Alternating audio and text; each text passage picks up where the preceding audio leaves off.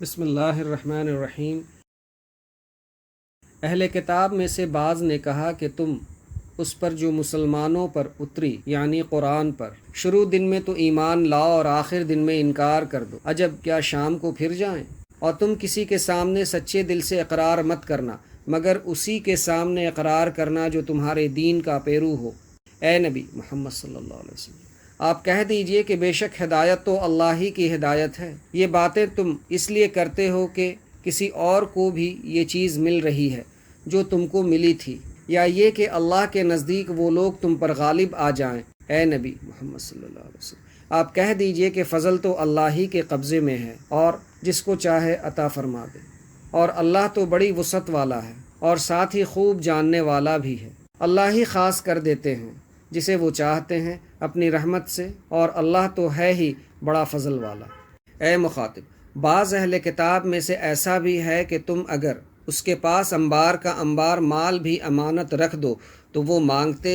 ہی اس کو تمہارے پاس لا رکھیں، اور انہی میں ایسے بھی ہیں کہ تم اگر 1 دینار بھی امانت رکھ دو تو وہ بھی تم کو ادا نہ کریں گے مگر جب تک تم اس کے سر پر سوار نہ ہو۔ یہ امانت کا ادا نہ کرنا اس لیے ہے کہ وہ کہتے ہیں کہ ہم پر غیر اہل کتاب کے مال میں کوئی الزام نہیں ہے، اور وہ اللہ پر بھی جھوٹ لگاتے ہیں جبکہ وہ خوب جانتا ہے۔ الزام کیوں نہ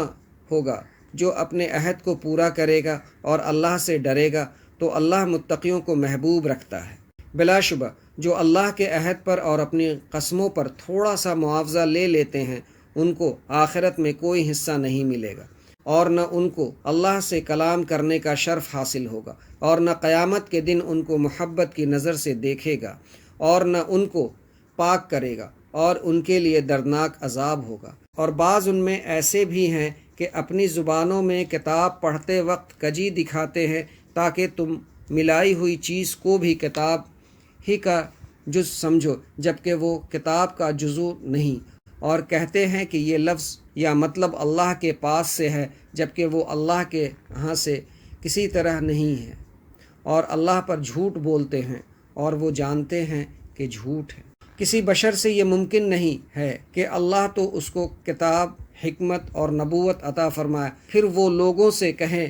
کہ میرے بندے بن جاؤ اللہ کو چھوڑ کر، لیکن کہے گا کہ تم اللہ والے بن جاؤ اس وجہ سے کہ تم کتاب سکھاتے ہو اور اس لیے کہ تم پڑھتے ہو، اور نہ یہ حکم دے گا کہ فرشتوں کو، نبیوں کو رب بنا لو۔ کیا وہ تم کو کفر کا حکم دے گا جبکہ تم مسلمان ہو چکے؟